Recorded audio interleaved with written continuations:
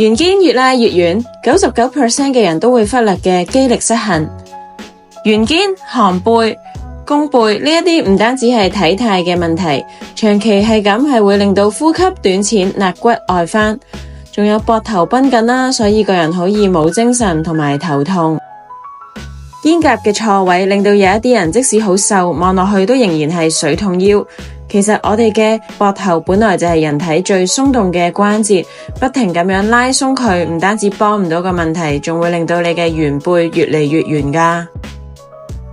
有唔少人做一啲開胸練習嘅時候，其實只係咬緊個關節，並冇真係舒展我哋嘅胸肌同埋啟動返我哋沉睡嘅背部肌肉。今日分享一個小技巧，當我哋做呢一個常見穿針嘅時候，用手抱頭嚟代替伸直，咁樣你會感覺到多啲胸肌嘅伸展。